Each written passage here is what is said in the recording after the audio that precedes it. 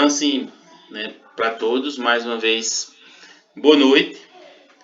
É uma alegria para mim, assim, estar fazendo mais um momento, uma levada, né, de conhecimentos a todos vocês, nessa tentativa da gente poder ir diminuindo a distância entre conhecer a educação especial e poder ajudar as crianças, né? E, num segundo momento, contribuir com a busca do conhecimento e diminuir as angústias das famílias que muitas vezes estão levando suas crianças para a escola e que muitas vezes não vê essas crianças aprendendo, ou crianças com um comportamento muitas vezes atípico e que muitas vezes ficam todo mundo sem saber, né, como ajudar.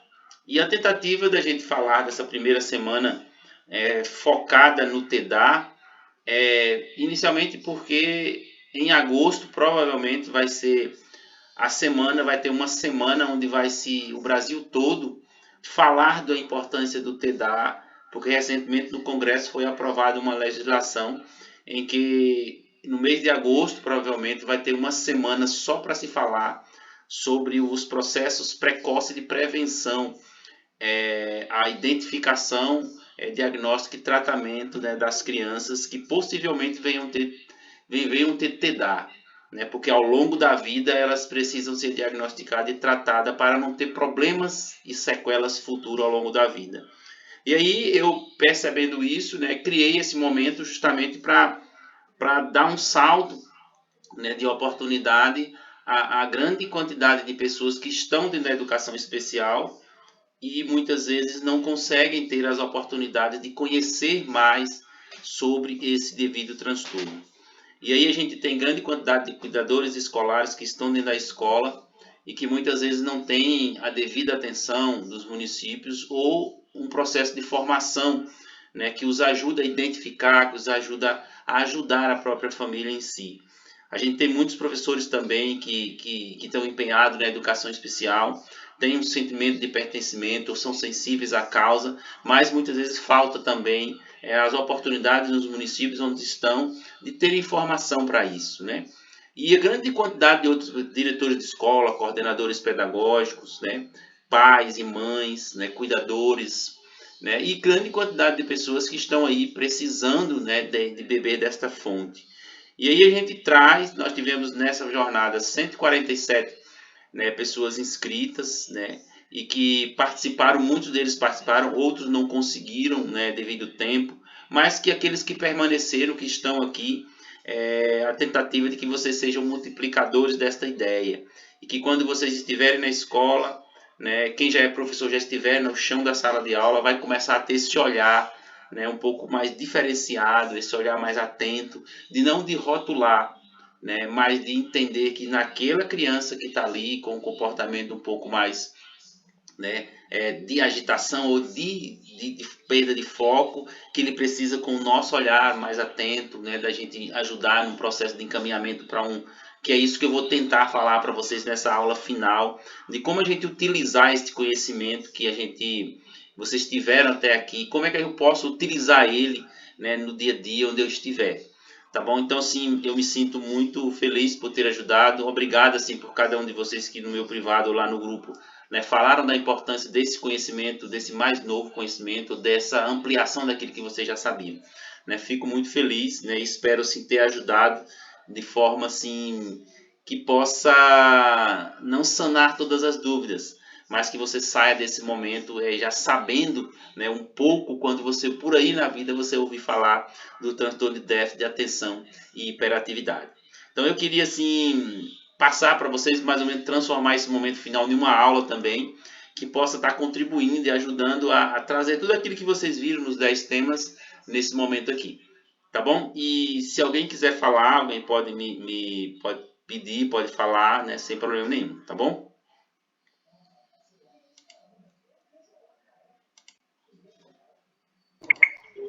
Professor Ednei, Pode falar, Jorge.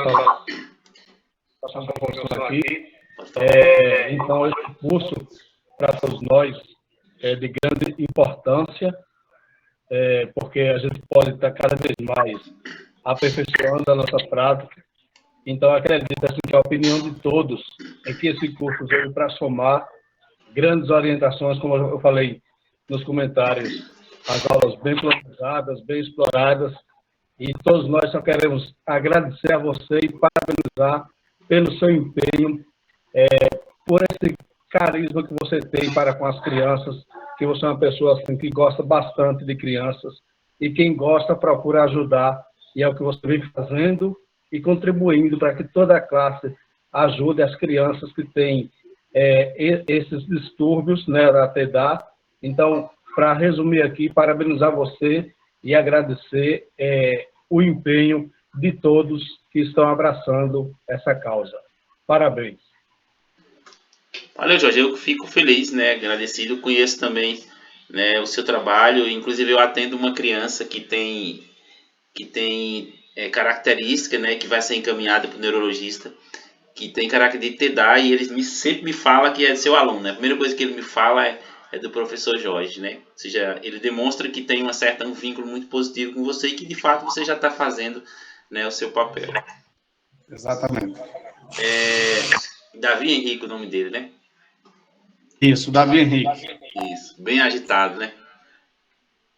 É bastante imperativo, não sossega na sala. Ainda bem que ele vai ser agora, Jorge, uma cobaia, né? Uma cobaia positiva para você ver que tudo que eu falei aqui se encaixa muitas vezes no perfil dele, né? Exato. E aí essas aulas vieram para somar, para a gente saber melhor lidar com o aluno imperativo dessa forma. Valeu. Vocês estão ouvindo estão vendo essa apresentação? Sim. Tá, né? Tá, então vamos lá. Então, eu vou, assim, as informações que eu vou passar aqui, ela é para complementar e ela agregar, né, uma parte prática de como é que a gente pode, no dia a dia, ajudar alguém, ou se alguém está com essas angústias, a gente poder dar ser aquele porto seguro, né? Então, as informações que eu vou passar para vocês aqui é um complemento, né? Um complemento, é uma aula a mais, né? Que eu não quis gravar, eu quis deixar para o final para a gente conversar melhor de forma prática. Ela pode ajudar muitas mães, né? Até mesmo você, né? Que eu percebi que muitos de vocês falaram comigo no privado, né? De que que os filhos têm algumas dessas características, conhece parentes, então isso é importante porque indiretamente a gente vai estar ajudando outras pessoas. Então isso pode ocorrer com você. No dia a dia, no contato que você vai ter com um parente, na escola, você vai sempre ouvir alguém falar assim, né, que o filho, né, o seu filho não quer ir mais para a escola, que não quer mais fazer as tarefas de casa, está apresentando muita dificuldade, que o comportamento dele tá diferente, está mais agitado, está mais agressivo, né, e que a escola já sinalizou para você ou para o seu parente que essa criança precisa ser logo encaminhada para um profissional. E de imediato, quando a gente não tem conhecimento sobre a causa, a gente vai falar, isso é modismo, né? Isso é exagero, isso vai passar, né? Essas dificuldades, isso passa, né? E aí a gente sempre diz que a ciência diz hoje que, né, principalmente o DSM-5, que é o documento que formaliza, né, que é da Organização Mundial de Saúde, né, que o TDAH está lá como um transtorno neuropsiquiátrico a nível de mundo, né, e que isso não é um exagero. Já existia, porém não havia ciência preocupada com esse transtorno, né? E numa sequência, às vezes quando não é um professor na escola, quando não é com você, às vezes é com o seu vizinho, né?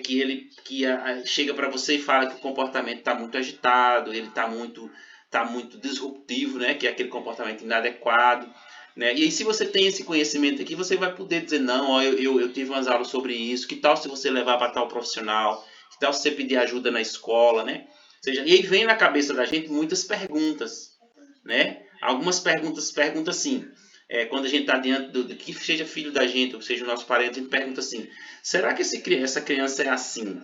Ele apresenta essa dificuldade? Será que ele está mal alfabetizado? Será porque é burro? burro no sentido de uma quantidade de menos inteligência. No sentido de burro, que é isso que naturalmente a gente acaba ouvindo, né? Será que ele, muitas vezes, as dificuldades que ele apresenta é uma falta de inteligência? Ou será porque esse transtorno que nós estamos comentando, ele gera naquela criança, mas quando a gente não tem conhecimento sobre a causa, a gente vai dizer, é uma falta de inteligência, muitas vezes vão falar assim, não, é porque falta limite da mãe, né? Então a gente cria certos comportamentos do ponto de vista de uma linguagem, porque a gente não compreende e a gente acaba criando, e isso é natural. Né? Ou a gente pode se perguntar, será que aquela criança que reprovou 2 vezes, 3 vezes na escola, né? Será que reprovou e que ela é agitada ou desatenta? E nesse exato momento, será que foi por causa do TDAH? Né? Será que foi por causa daquela agitação? A gente não sabe, a gente cria essas perguntas, né? E aquela criança que era apenas agitada? Será que não é só coisa de criança, coisa da idade? Ou será que isso é um comportamento já do TDAH? Então, essas são perguntas que nascem a partir do momento que a gente está no senso comum. O que é o senso comum? É quando algo é comum a todo mundo. Né? Ou seja, todo mundo fala isso, como se não tivesse uma comprovação. Então, de posse do conhecimento, essas perguntas permanecerão sobre nós. Mas a gente já tem outros argumentos para dizer, não, pode ser isso, mas pode ser também que é preciso ser encaminhado. E aí, isso que é importante da gente passar por um momento desse, é da gente compreender que a gente pode, nesse exato momento aí, a gente pode estar dando àquela pessoa que está com essas angústias mais uma capacidade dela pensar ou repensar sobre certos posicionamentos. E aí, nós estamos diante de criança com transtorno ou com dificuldade de aprendizagem, que eu acredito que nesse exato momento aí, isso é o que eu falo para vocês, o que eu pergunto para vocês, porque vocês passaram por uma semana de conhecimento focado no transtorno de déficit de atenção e hiperatividade. E quando a gente vê uma criança agitada, né, ou desatenta, com essas características que nós conversamos, aí eu sempre vou perguntar, nós estamos diante de uma criança com transtorno ou com dificuldade de aprendizagem? Né? Aí justamente a gente tem que saber definir. Se a gente compreende que aquele transtorno ali, ele é persistente, se ele iniciou hoje e a semana toda é na outra semana, então nós estamos diante de uma criança com transtorno. Sempre é importante a gente enfatizar. A dificuldade ela está gerada diretamente quando a criança apresenta uma dificuldade de aprender, mas essa dificuldade ela é observada, o professor observa automaticamente aquela dificuldade, começa a intervir com a atividade específica da escola e a criança ela melhora aquela dificuldade. Aí sim, nós estamos diante de uma dificuldade de aprendizagem. Mas quando é um transtorno, a hiperatividade, por exemplo, ele é um transtorno. Por quê? Porque ele é persistente, ele não sara hoje. A criança vem hoje de uma forma, amanhã ela está mais alterada ou mais calma, mas o transtorno persiste na vida dela, ao longo da vida dela, até a fase adulta.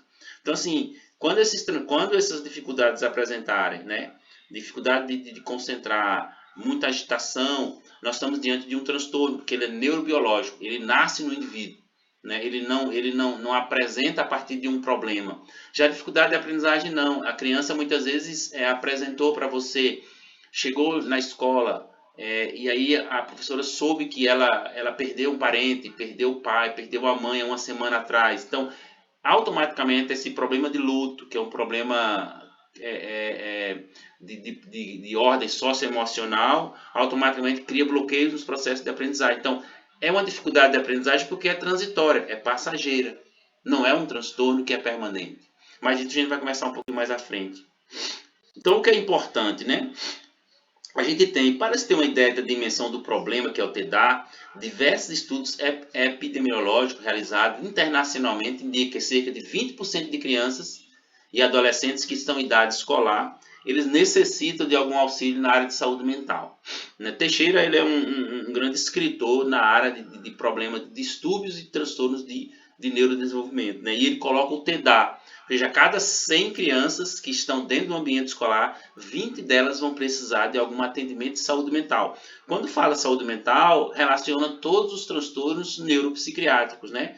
Desde os problemas de depressão, fobia, ansiedade, o próprio transtorno de déficit de atenção e hiperatividade, o TOD, o transtorno de conduta, todos esses transtornos que mexem com o comportamento, né, socioambiental, né, de saúde mental da criança, estão incluídos dentro dessas 20% dessas crianças. Então, repito, imagine que como é tão complicador, né? A cada 100 crianças ou adolescentes dentro do ambiente escolar, 20 delas vão precisar de algum tratamento, né, de algum acompanhamento de saúde mental. Isso é super importante para a gente saber, né? E também, estima-se que em cada sala de aula que tem até 30 crianças, 6 delas vão precisar de um acompanhamento. Então, se percebe muito claramente, né? Nos Estados Unidos, hoje, porque como os Estados Unidos é um piloto, né? É um país piloto na perspectiva da ciência, que vai criando esses argumentos. Lá, por exemplo, hoje já se diz que em salas de aula com 40 alunos, com 30 alunos, existem 15 crianças atípicas, que são crianças que têm um transtorno, ou deficiência, ou alguma dificuldade acentuada de aprendizagem, e a outra metade da sala é criança típica, que é criança que não apresenta nenhum transtorno. Então, assim, países como o nosso, que se fosse um país preocupado em diagnosticar, a gente teria muito mais crianças diagnosticadas na escola e muito mais crianças dentro da nossa sala de aula precisando de acompanhamento. Mas muitos estão lá precisando, mas não é identificado. Dentro de uma questão, que é uma das questões que vai ter que estar na fala de vocês cotidianamente, é que investigar é preciso. Né? Investigar não no sentido de a gente sair dentro da escola olhando, ou olhar na nossa rua, não. Todas as vezes que tivermos contato com criança, a gente, com esse olhar nosso, com essa nova aprendizagem, a gente vai entender isso. Quando a gente perceber ali que aquela criança está pulando, ou quando está na nossa sala da casa, que ele esteja ali com um comportamento super agitado, ou desatento, ou com um olhar perdido na escala, a gente vai se perguntar, ali ele está com uma dificuldade de aprendizagem, ou ele está com um transtorno de aprendizagem, né? E aí sempre é importante isso, por quê? Porque vai precisar de vocês, né, ter esse argumento, porque vocês vão ter conhecimento e vocês vão ficar agoniados para tentar ajudar. E aí sempre a pergunta é essa, né? Eu vou falar que aquela pessoa ali tem um transtorno ou tem uma dificuldade de aprendizagem, né? Então, nesse caso específico, é importante ter a ajuda da escola. Para saber que é um transtorno, a gente tem que persistir na ideia. Esse mesmo comportamento de agitação ou desatenção que ele tem aqui na rua, que ele tem aqui quando ele vai para a igreja, ou quando ele vai numa festinha de aniversário, ou quando ele está aqui na hora do almoço, está sentado numa sala. Esse mesmo comportamento ele é persistente também na sala de aula, no ambiente escolar. Aí a escola vai responder. Se sim, nós estamos diante de uma pessoa que possivelmente tem um transtorno. Mas se não, se esse ambiente ele age em um ambiente externo e na escola ele é um menino altamente focado, né? Não apresenta nenhum mau desenvolvimento na escola, então estamos possivelmente diante de uma criança que apresenta uma dificuldade de aprendizagem, e aí precisa ser investigado. E aí nesse momento tem que falar para a mãe, você que vai ajudar, falar, mãe, você tem que solicitar a queixa escolar. É o que é a queixa? É um relatório da escola dizendo como esse menino se comporta lá, do ponto de vista dos comportamentos, né, normais, quanto quando ele se comporta também diante dos processos de ensino-aprendizagem. Né? Isso é um primeiro critério. E assim, a dificuldade de aprendizagem é uma condição, né? É uma condição passageira, como eu falei antes, né?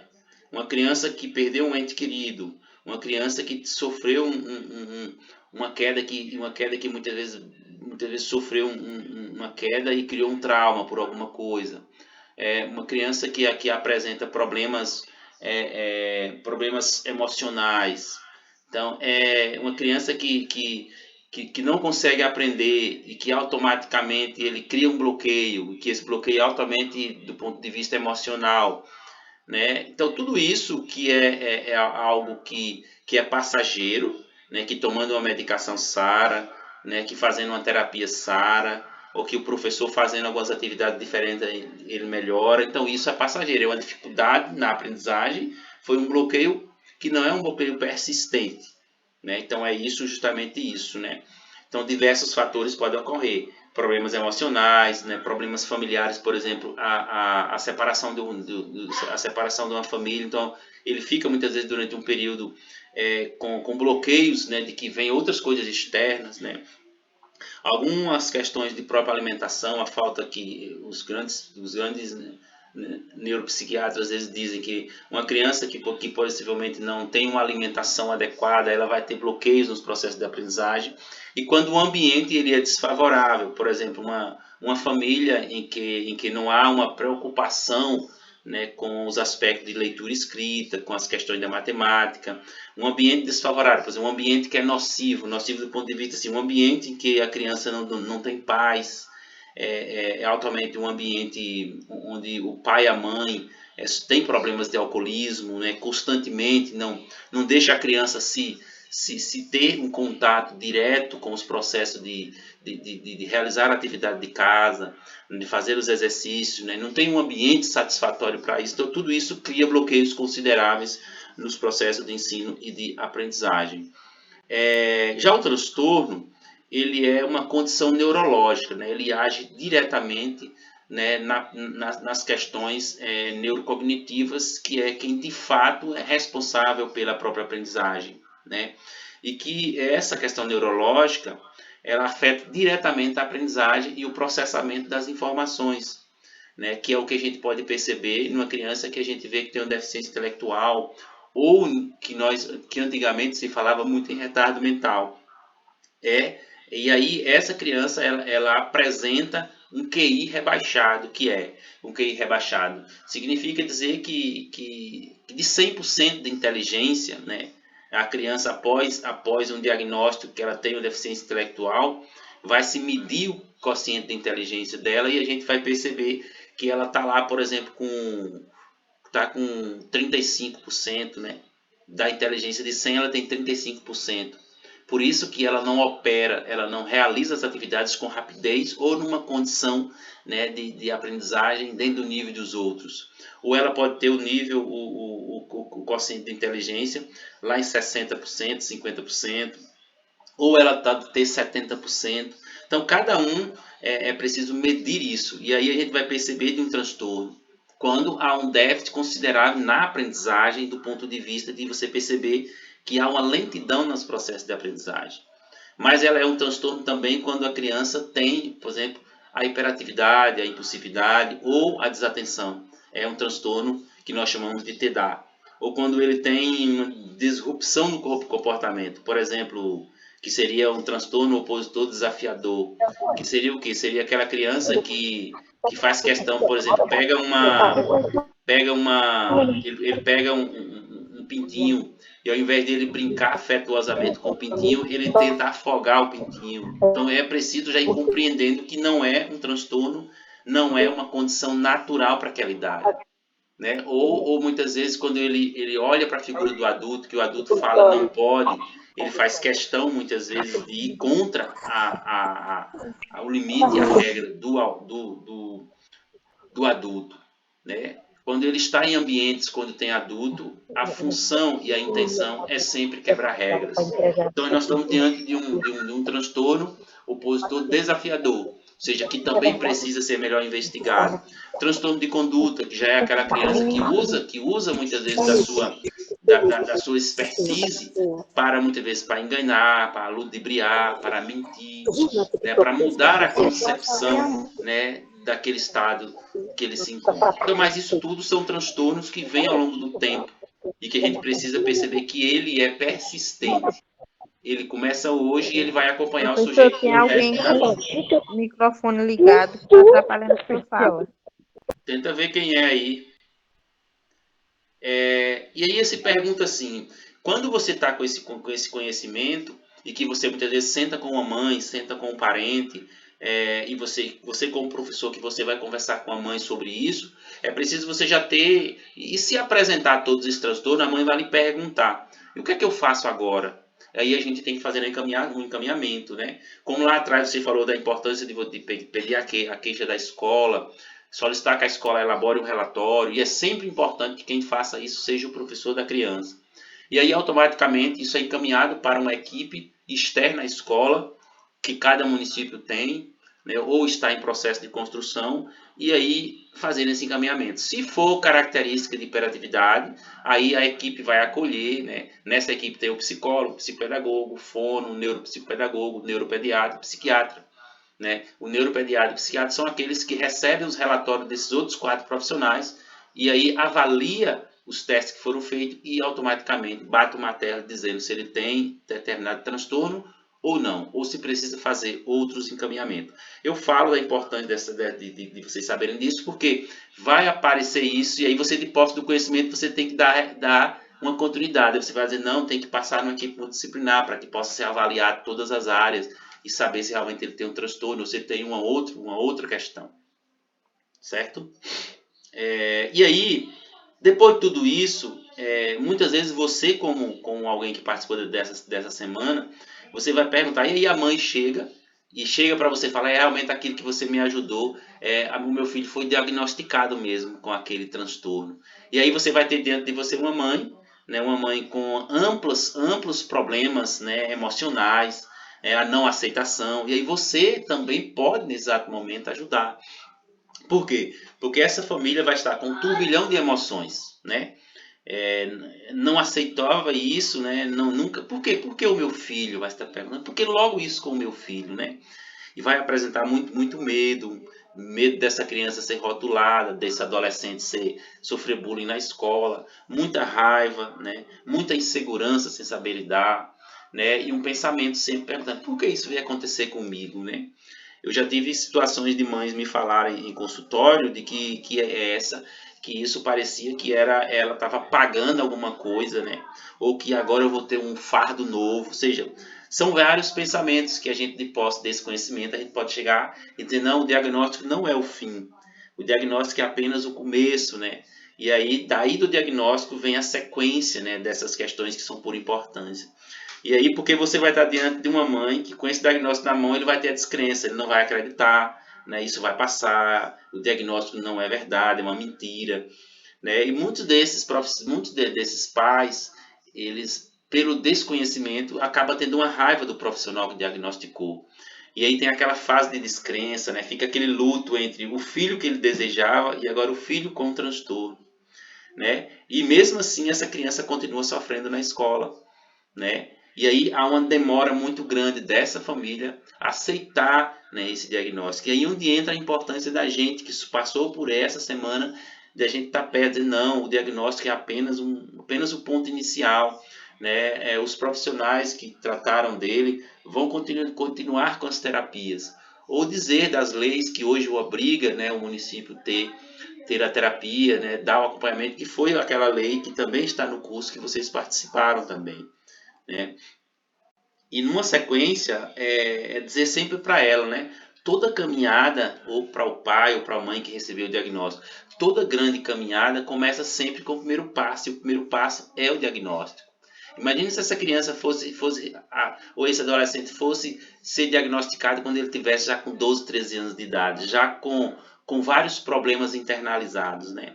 Aí tem uma tendência muito pouco provável da qualidade nos atendimentos. Então levante a cabeça, né, e siga sua caminhada, né? E sempre está reportando a ideia de que o diagnóstico é apenas um papel. Ele não retrata o filho que ele vai ter. É apenas um caminho.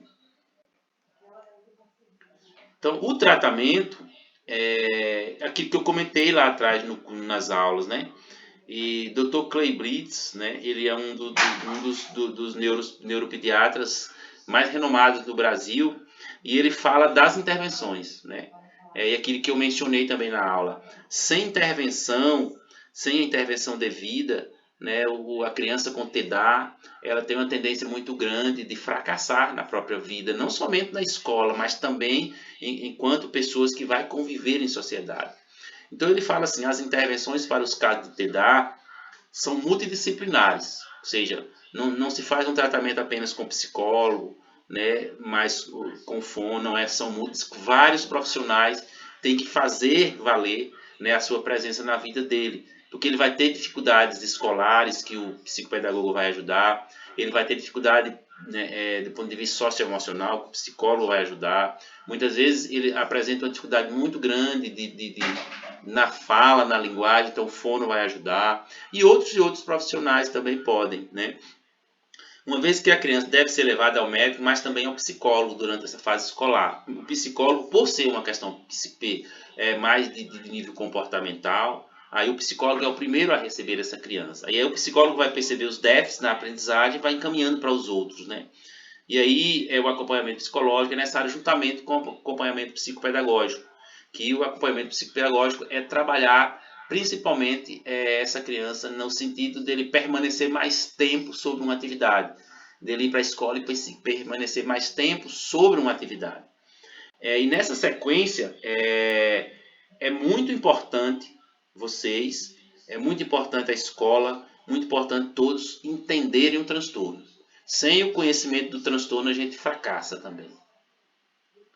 E a importância que a escola tem nessa etapa. Porque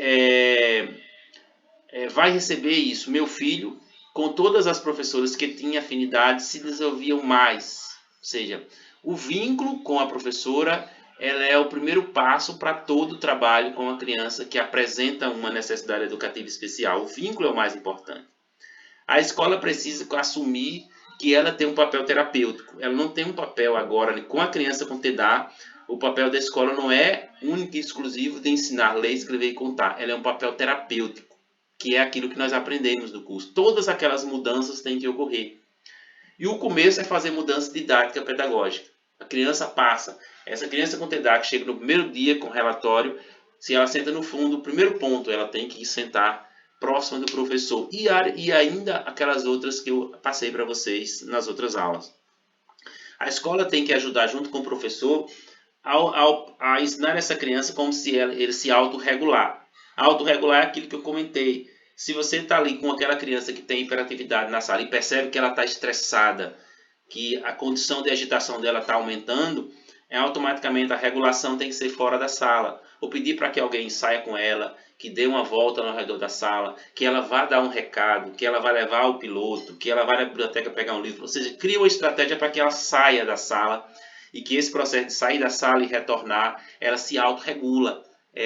O cérebro vai ganhar uma quantidade de oxigênio, né? E a serotonina vai voltar no processo, né, de dominar essa agitação dela. E ensinar para ele como ele deve estudar a partir das suas dificuldades, que foi aquilo também que eu coloquei, né? Uma criança, por exemplo, que tem TDAH, que você vai fazer uma prova de matemática de 10 questões, ela pode muito bem fazer 5 questões logo no início e deixar para as outras 5 questões no outro dia. É preciso pensar estrategicamente na criança e não no currículo da escola. E assim, é importante lembrar, né, que eu acredito que esses dados eu coloquei porque são dados recentes, né? 70% das pessoas que são diagnosticadas com TDAH têm problemas na escola, né?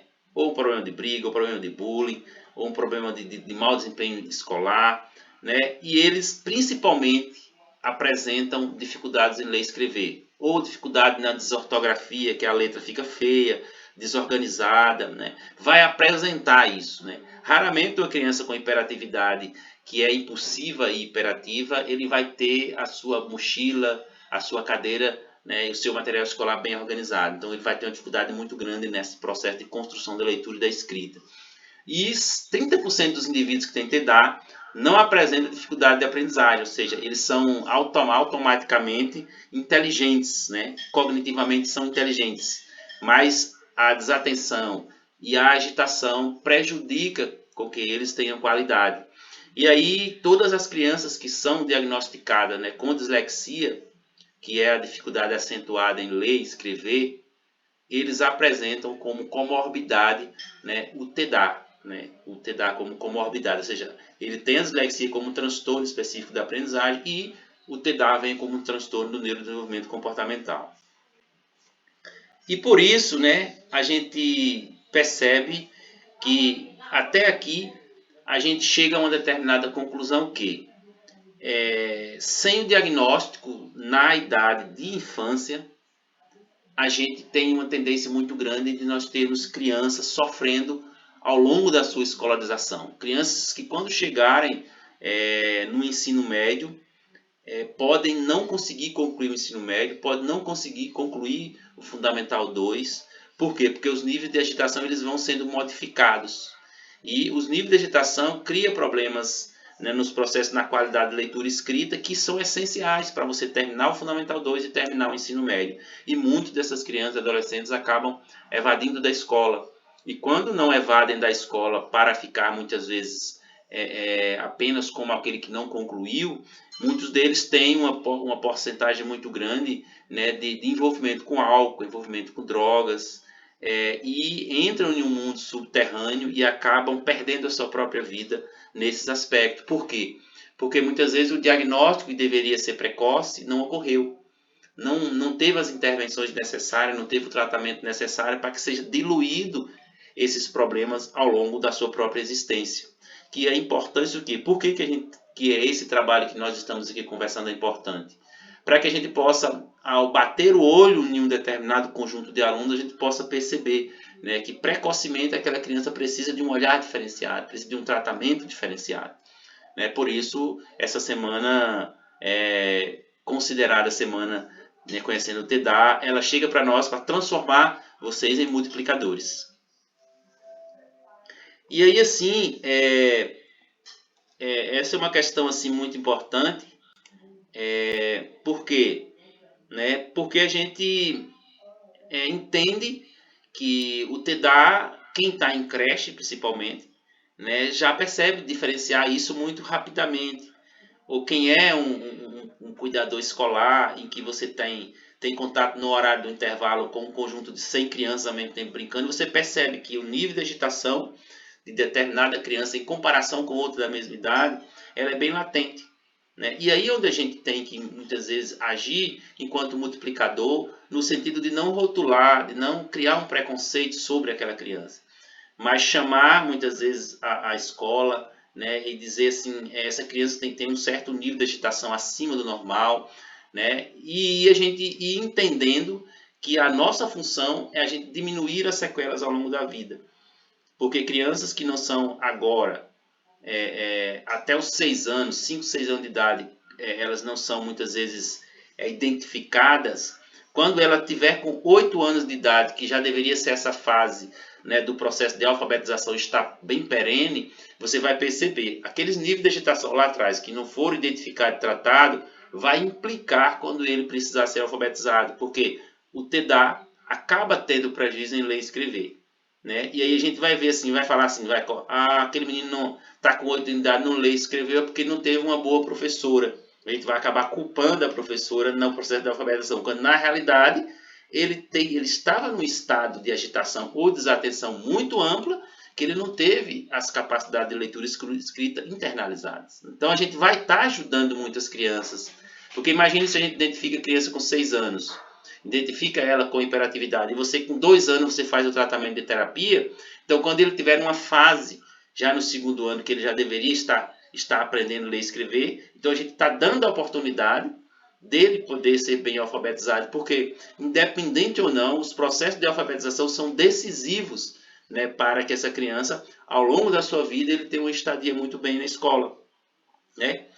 Assim, para mim é muito gratificante estar falando disso, porque eu sinto que grande parte de vocês, pelas falas de vocês no grupo, que a partir da conclusão dessa etapa, quando vocês voltarem para os seus espaços escolares, ou aqueles que estiverem, por exemplo, na rua, que não estiver trabalhando e tiverem um contato com crianças, vocês vão começar, né, isso é automático, vocês vão começar a ter aquele olhar, né, olhar mais clínico sobre aquela criança.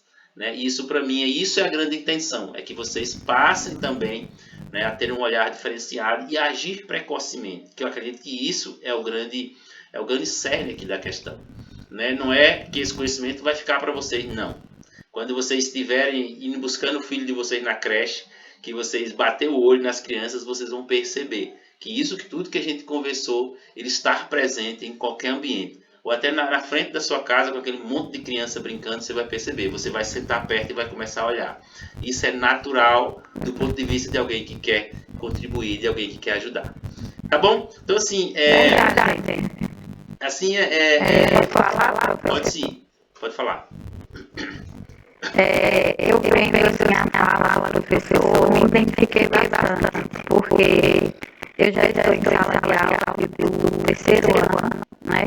E o senhor falando, eu me identifiquei bastante, porque eu tenho uma turma de 20 alunos. E durante esse curso que eu venho fazendo de professor, eu tenho esse olhar diferenciado, né? Que bom. Aí, como o senhor acaba de falar, a gente costuma olhar e dizer, ó, isso aqui precisa de uma atenção maior. Aí, nessas minhas observações, eu identifiquei que certos meus alunos precisavam de um apoio, né? Sei. Diferenciado. Aí até fiquei um pouco assustada. Será que eu estou enganando? Porque de 27 alunos. Aí depois, na fala do professor, eu acredito que eu não estou enganada, não. E assim, agradecer o quanto que a gente tem aprendido, né? Com seus cursos. E o bom seria que todos os nossos colegas fizessem esses cursos. Porque ainda tem colegas que dizem, não, é preguiça. Não, é falta de apoio dos pais, e aquilo. E não, e a gente, assim, pegando essas informações e aprendendo, a gente tem um olhar diferenciado mesmo. E assim, o tratamento com as crianças muda, né? E tudo mais. São cursos maravilhosos, viu, professor? Muito obrigada por nos dar essa oportunidade. Que bom, né? Isso eu fico muito feliz, porque é aquilo que eu sempre falo, né? A gente recebe, né, de alguma forma o conhecimento e a gente tem que criar ao longo do ano estratégia de repassar, né? Repassar de forma coletiva, de forma que possa ser viável. E esse curso, ele foi justamente feito numa linguagem em que qualquer pai, inclusive tem pais aqui no grupo, né? Os pais não gostam muito de falar, mas tem pais aqui que tem criança com hiperatividade, né? Nós temos aqui professores que estão com vocês aqui também, que são diagnosticados com hiperatividade, mas não gostam de falar. Então a gente tem uma quantidade de pessoas, né, que estão aí sofrendo com essas angústias e que estão. E assim, a sua fala ele é muito importante porque eu agora mesmo, depois desses cursos, nós temos tem algumas pessoas aqui, nós temos que a continuidade agora a partir de agora, Cláudia está falando aqui no chat, quer continuar estudando. Então, o que é que eu oriento? É estudar agora. Eu tenho um curso aí, né, e eu estou fazendo agora, tem 2 escolas agora, tem uma creche no município de Lapão, que eu vou fazer um curso de transtorno, né, como identificar na creche transtorno e dificuldade de aprendizagem, né, como a gente ajudar as crianças, o professor, a identificar. E aí, assim, isso é importante porque todos vocês que querem continuar, baixem artigo, tem livro, eu tenho alguns livros sobre transtorno, quem quiser pode me pedir que eu mando o livro em e-book. Continuar agora fazendo a continuidade dos estudos em transtorno, para que vocês possam identificar quando é que ali eu posso perceber que é um transtorno e quando é que ali eu posso perceber que é apenas uma dificuldade de aprendizagem. Porque sempre quando a gente vê um menino com mau desempenho na escola, a gente atribui uma dificuldade de aprendizagem. E que nem sempre a dificuldade de aprendizagem, às vezes pode ser um transtorno, que está ali há muito tempo e a gente não conseguiu identificar, né? Então, assim, eu oriento vocês a partir daqui, né? Eu fiz, em janeiro eu fiz nessa mesa que eu fiz aqui, foi sobre dificuldade, transtorno de aprendizagem, muitos de vocês devem ter assistido, né? E eu vou fazer agora nessa creche e com os cuidadores escolares em Ibititá, sobre dificuldades e transtorno de aprendizagem. Oi? Posso falar? Ô, Amanda, pode falar. Elisa, porque tô vendo a Amanda tá falando aqui no chat, desculpa. Eu sou professora de IAE. E ciclo fazendo neuropsico agora. Muito bom, corajosa. Sou mãe, coragem mesmo. Realmente achando bem. E sou mãe de uma criança com idade, caso adolescente agora, tá com 15 anos. E esse meu olhar para a educação especial, ela veio toda por conta dele. Até os 8 anos, eu passei por muita dificuldade com ele, porque a escola não soube identificar que ele tinha TDAH. Muito chamada a atenção na escola, as pessoas me chamavam frequentemente, chegou a um ponto que eu tive que tirar ele da escola, porque a professora chegou a utilizar ele em sala de aula, sabe, chamar a atenção em sala de aula, falar alto com ele. Foi um período bem complicado, porque ela acaba como um menino atentado, ele não fica em sala de aula, ele não pega, quando fica sentado batendo lá na mesa, ou então batendo o pé. Porque ele mesmo sentado, ele não consegue ficar parado. Ele fica batendo, ele tem aquele toque com o pé ou então com a mão. Ele ficava batendo lá e ela dizia que era pirracando ela. Ela dizia, ela fica me pirracando, não, que a gente tem que parar, fazer isso com o lado. Mas eu deu uma volta, ele tá com o lado, em cima da mesa. Foram 6 anos de escola, desde a creche até o momento que eu levei ele, uma pedagoga, porque até pedi para levar ele no psicólogo, as pessoas pediram, dizendo que deveria ter alguma coisa errada em casa, deveria estar acontecendo alguma coisa. Mãe, está acontecendo alguma coisa em casa, sabe? Elas queriam saber se estava com algum trauma. Sei lá, elas queriam saber, eu fui psicólogo, até que eu resolvi levar na pedagoga. Conta própria, não foi a escola que identificou, não foi eu que falei, não, vou levar meu filho, eu vou procurar saber. E fico falando assim, o senhor falou tanto pra gente agora no decorrer do recurso, que na escola deve identificar que é o profissional não está preparado. Hoje o professor de areia, então, as crianças. Isso é super importante. É muito bom isso aí. Eu acho que a gente, quando você como mãe, acaba sendo o grande defensor, né?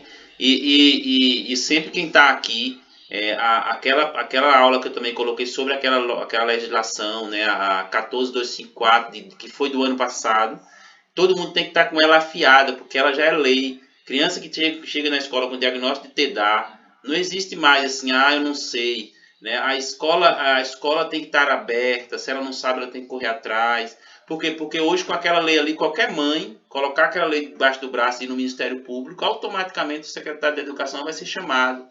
Né? E isso é ruim para cada município, porque o que nós fazemos com as crianças com necessidades educativas especiais não é um favor, é o lado humano do profissional, porque a gente passou 4 anos na universidade aprendendo questões científicas, agora é hora da gente mostrar, né, o nosso lado não profissional, mas o nosso lado humano também. Né? Eu acredito que essa também, que está na educação especial, né, não está apenas quem gosta, não, está apenas aqueles sensíveis, aqueles mais humanos, porque é muito complicado você aceitar uma condição da não aprendizagem e achar que é natural. Né?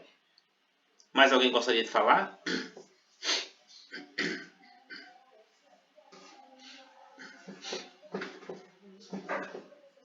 Alguém teria mais alguma coisa para dizer, gente? Assim, do ponto de vista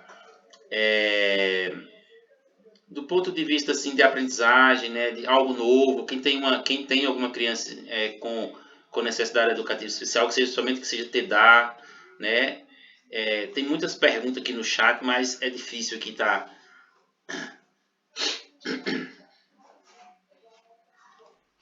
Isso, essa questão aqui, Ruth, que você fala, isso é importante a gente sair daqui também com essa ideia, né? Quem tem TDAH e que muitas vezes não aprende a ler e escrever com dificuldade, ele não é uma pessoa com QI, né, rebaixado. Ele tem uma inteligência assim como todos os outros da turma. A diferença é que o transtorno, por causar nele falta de foco, distrabilidade ou muita agitação, ele não consegue persistir sobre as atividades que precisam de tempo. Existem atividades, do ponto de vista acadêmico, que a gente tem que massificar, ou seja, uma criança para aprender o alfabeto, né, muitas vezes não tem que repetir a letra várias vezes, o processo de repetição na alfabetização é essencial. Então, quando a criança não tem essa capacidade, automaticamente não tem como fazer isso. Então, assim, gente, tem muita pergunta aqui. Eu quero, professor, esse livro. Vocês me pedem lá o livro. Eu tenho alguns livros de transtorno, né, que você pode estar diferenciando. Porque eu acredito que sair daqui dessa discussão sobre hiperatividade, a partir do momento agora continuar. Quem gosta e quem gostou é continuar fazendo um estudo sobre transtorno e dificuldades de aprendizagem. A diferenciação disso é muito importante para você poder, dentro da escola ou no contato com outras pessoas, você saber, você ter esse olhar, né? Porque a hiperatividade ele é um transtorno, né? A dislexia é um transtorno, a desortografia, a descalculia, todos são transtornos, né? Mas se você a criança tem uma má uma má alfabetização. A gente precisa descobrir se essa má alfabetização ela é oriunda de um transtorno ou de um problema passageiro que a criança está passando naquele dado momento. Até para a gente não rotular, né? Isso é super importante, né? E a gente continuar nessa discussão, quem tiver, fazer mais cursos sobre a área, né? Quem já fez, que tem alguns que já fizeram pedagogia ou está estudando pedagogia, estudar outros cursos nesse campo, né? Porque a área da educação especial é a área que mais cresce, é um grande campo de trabalho futuramente. E quem tem gosto por a área deve mergulhar, que vocês serão muito felizes nessa área. Deixa eu ver aqui se tem alguma. Pode falar.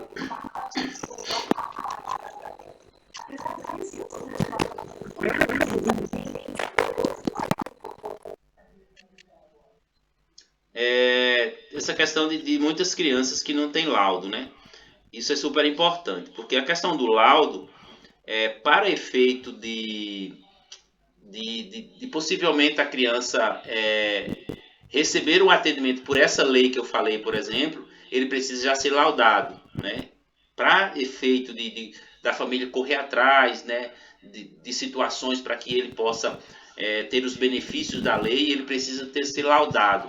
Mas para poder fazer as intervenções na sala de aula, na escola, não há necessidade do laudo especificamente, se ele já se enquadra dentro dos problemas e dentro dos sintomas e caracterização de TDAH. Né? Pode-se já se fazer sem o próprio laudo. O laudo é apenas o artifício legal, né, para que a gente possa assim, encaminhar benefícios, né, encaminhar um atendimento educacional especializado para ele no contraturno, que ele possa ser encaminhado para o neurologista para fazer as intervenções. Então, o laudo é importante para a garantia de direito, mas ele não é assim um papel em que só a partir do laudo que se faz as outras coisas, não. Né? Uma equipe bem organizada, né, num qualquer município, consegue perceber que mesmo não com laudo, ele precisa de um tratamento focado na sua distração ou nos aspectos que são referentes à sua agitação motora ou à sua impulsividade. Né? Então, eu acredito sim que esse momento ele nos ajuda a gente entender que muitas vezes existem muitos alunos com esse comportamento, né, de TDAH que estão sendo segregados, estão sendo deixados, né, à margem da própria escola, muitas vezes pela falta de conhecimento ou falta de uma cultura acadêmica que leve à compreensão do que é o TDAH. Que em muitas escolas ainda esse sujeito com esse comportamento está sendo tratado como uma criança mal educada, como uma criança sem limites, né? E que necessariamente não seria esse o primeiro argumento. Ele pode até ser uma criança mal educada, uma criança sem limite, mas que isso precisa necessariamente ser investigado, né? Ser diagnosticado e possivelmente com o laudo na mão a gente começar a atribuir, né, o nosso juízo de valor sobre a criança. Porque no momento em que a gente não olha isso com muito cuidado, a gente imprime, né, o nosso toque na vida dessa pessoa, ela está sendo um toque negativo. Né? E ao longo da vida, a gente vai ver essa criança lá como adolescente, com grandes problemas socioemocionais, com problemas comportamentais na nossa comunidade, e a gente vai perceber, aquela criança que hoje é violenta, aqui ela tinha esse comportamento parecido lá atrás na escola. E a gente fala assim, e eu era professor lá, e muitas vezes eu cruzei os braços e não ajudei. E a gente vai ter uma parcela de culpa muito grande, porque lá atrás eu poderia ter, ao invés de julgado, eu poderia ter entendido que ela precisaria, que ela estava precisando, era realmente de socorro. Ela estava pedindo socorro. Né? Isso é super importante da gente enfatizar, né, como um argumento e como compreensão da nossa própria história de vida enquanto profissional. Né? E eu fico muito feliz de poder estar levando isso, né, para vocês. Né? Muito feliz de estar levando isso para vocês. Tá bom? Tinha mais alguém que gostaria de dizer algo?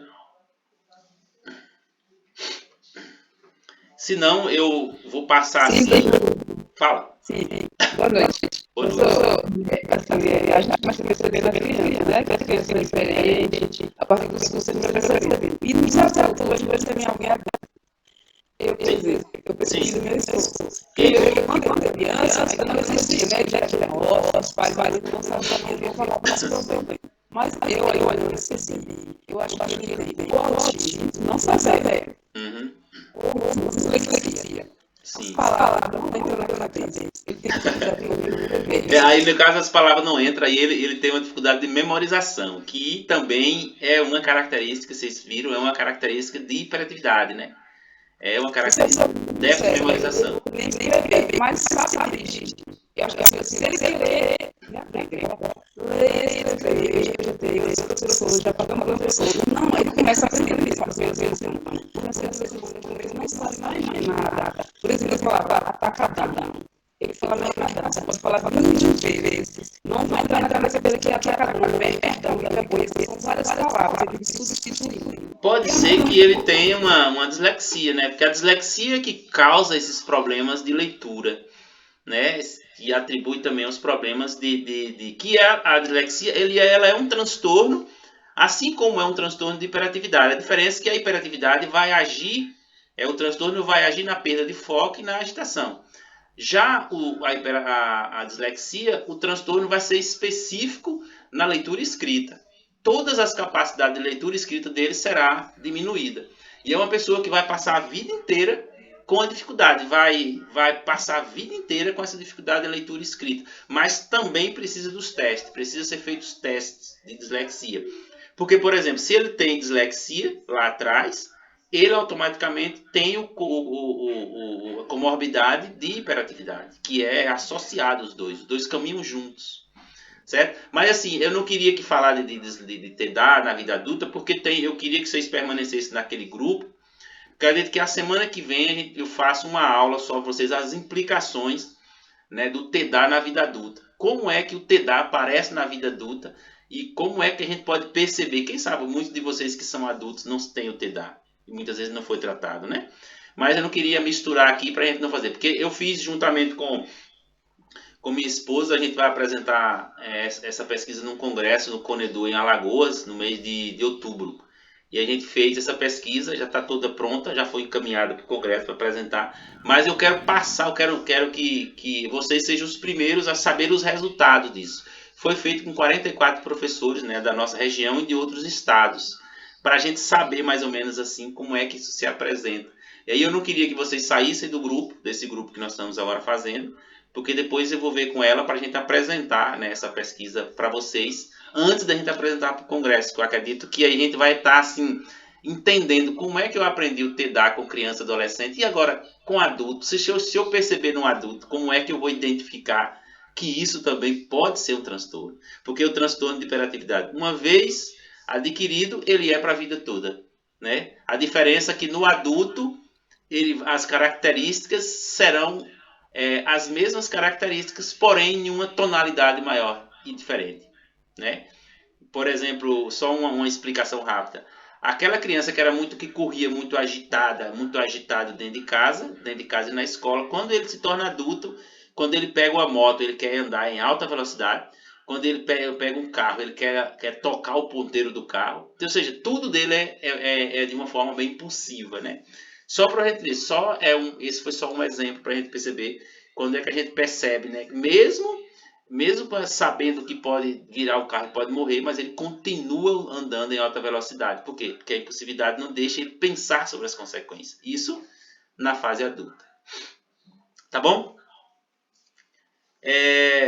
Eu queria assim agradecer a vocês, né? Assim, muito feliz realmente por ter contribuído com esse processo de mais um momento da gente discutir, mais um momento da gente trazer, né, novos conhecimentos. Assim, saio daqui, né, feliz por ter feito uma atividade e perceber que muitos de vocês se sentiram dentro dela e se sentiram participantes daquela questão. Oi, Vânia, tudo bom, Vânia? Quiser falar, pode dizer, Vânia. Eu estou tentando falar aqui, né? Você sabe que eu saí da ativa, né? Tá aposentada, né, Vânia? Graças a Deus, por lá, né? Eu estou pensando aqui, assistindo, né? E pensando, oh, meu Deus, deveria ser 10 anos atrás. Verdade. E a gente tinha ajudado muitas crianças, muitos adultos hoje, muitos adolescentes só por não ter esse acompanhamento. Mas, infelizmente, a maioria dos profissionais não tem muito interesse, né, nessa questão, e nem nossos gestores. Infelizmente, como alguém citou aí, a gente só interessa quando tem alguém da mídia. São poucos, são raras as pessoas que têm interesse, que não tem ninguém da mídia, né, para ajudar. Só isso, quero parabenizar e dizer que estou muito feliz, né? E principalmente em saber que vocês vão agora para Alagoas. Parabéns, vocês, Magda. Ah, não, obrigado. Magda tá aí. Né? Ela tá aí Foi ela que abriu essa live para mim aqui, para poder fazer com os meninos. Obrigado, Vânia. Então, que Deus abençoe sempre. Amém, amém. Lhes dê essa coragem, essa boa vontade, né, interesse de ajudar as pessoas menos favorecidas nesse sentido, é claro, né? É verdade. E só mesmo, como você falou, só aquelas pessoas que vê mais do lado humano é que tem esse interesse de ajudar o próximo. Porque tem muitos que pensam só nos bens materiais, né, na ação, mas não está preocupado verdadeiramente com o próximo. Parabéns e Deus abençoe. Amém, brigadão.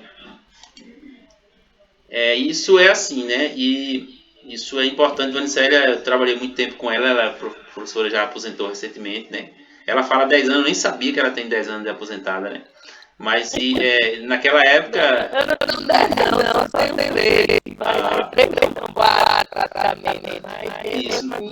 Do seu ano não existia essa ideia de hiperatividade, né?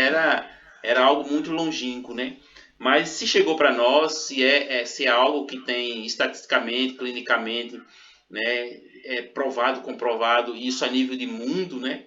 Então a gente tem que entender que quem hoje tem muitos de vocês aqui que estão fazendo faculdade, estão fazendo pedagogia, e sabe que vocês vão encontrar esses sujeitos, né, com esses níveis acentuados de aprendizagem, de desatenção ou de agitação, e que a gente precisa compreender que esse sujeito... E eu sempre falo assim, se essa criança que está com nível de agitação ou desatenção fosse o meu filho, como eu gostaria que ele fosse tratado lá, né? Eu sempre pergunto assim nas palestras que eu falo, será que nós vamos esperar que aconteça dentro da minha casa, com meu filho, com meu neto, para que eu possa levantar a minha bandeira, né? Então, assim, quando a gente pensa isso, eu acredito que é muito individualismo da nossa parte. Eu não vou deixar acontecer comigo, então eu vou fazer com aquele meu próximo que está ali perto de mim. Eu vou contribuir para que ele possa, ao longo do tempo, porque eu sei que todos aqueles que estão aí no lugar onde vocês moram e que apresentam essa dificuldade e que você está perto, que você não faz, essa criança vai crescer com esse comportamento disruptivo e lá na frente ele pode ser aquele que não foi olhado, não foi feito as terapias, não tomou a medicação corretamente e ele vai se tornar um delinquente. E ele pode entrar na sua própria casa, ele pode fazer algo completamente errôneo dentro da sua própria casa, né? Por quê? Porque lá atrás, né, enquanto comunidade, a gente não pensou nessa possibilidade. Porque isso não apresenta para nós como que isso lá na frente pode ocorrer, mas pode. Adolescentes que você pode olhar na sua comunidade, na minha comunidade, e Vanicélia está aqui para saber, na minha comunidade, na sua comunidade, quantos adolescentes muitas vezes perderam sua própria vida, muitas vezes foram assassinados, e a gente olha assim, muitos desses estiveram dentro da escola, tiveram comportamentos muitas vezes de muita agitação, de muita impulsividade, comportamento de muita violência, e não conseguiram ficar na escola, e muitas vezes eram hiperativos, e que muitas vezes saíram da escola porque não conseguiam permanecer nela, e o mundo, muitas vezes o mundo do crime, o mundo da criminalidade os adotaram, porque a escola não conseguiu dar a sua contribuição na vida deles. Eu falo isso com muita tristeza, mas é uma grande verdade. Isso não é assim algo que a gente fala do achismo. São pesquisas, né? Pesquisas que os centros de universidades, da neurociências, da própria neuropsiquiatria diz que muitos das adolescentes que estão aí muitas vezes no mundo da delinquência e da criminalidade, foram aqueles que dentro da escola não conseguiram aprender. E aí, para conviver no mundo do trabalho sem aprender? Eles muitas vezes, infelizmente, migram para o que nós chamamos de economia subterrânea, que é aquela forma de ganhar a vida de forma errônea.